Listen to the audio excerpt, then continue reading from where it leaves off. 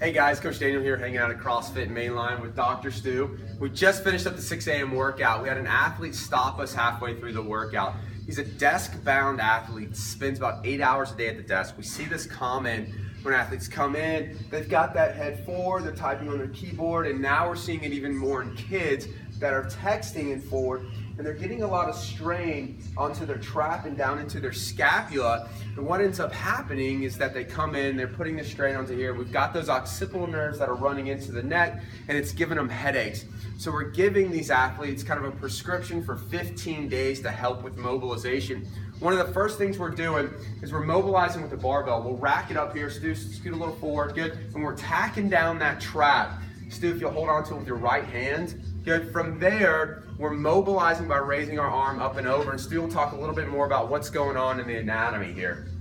Well, we're working here at the base of the belly, the trapezius muscle. A lot of people don't realize the trapezius is a pretty big muscle. It goes to the base of the head, inserts to the occiput, the base of the head, goes almost down to the mid-back, and comes across the scapula over the top of the shoulders. It's a big muscle. So when the head goes forward, the head weighs about 10, 13 pounds. So that anterior weight bearing puts a lot of pressure on that muscle. You get fatigue, you can also get things called trigger points, which are knots in there, and you want to work those out. So by matting this and mobilizing this area, you can try to get some more circulation to the muscle, work the muscle out, help relax it, and help stretch it, and really work that out. Also, in addition to the base of the head pain, sometimes people even come in with pain and running to their arms, even a little numbness, tingling, little paresthesia into the hand. That's all impingement syndromes. So we want to work that out.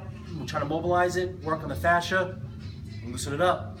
So step number 2 here, the second thing that we sent this athlete home with the prescription is something we call the warrior sash. So we take a band, if we can handle a thicker band than this, we do, but we want to step on it with our opposite foot.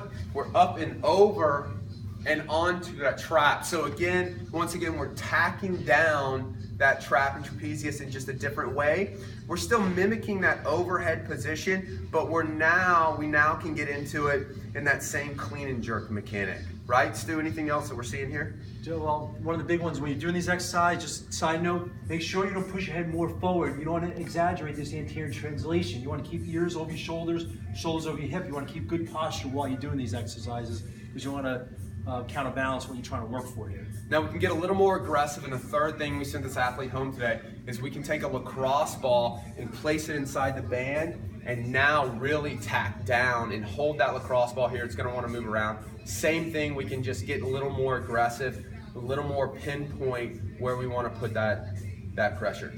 If you're having neck problems, let us know. Click the link below. We'll follow up with you.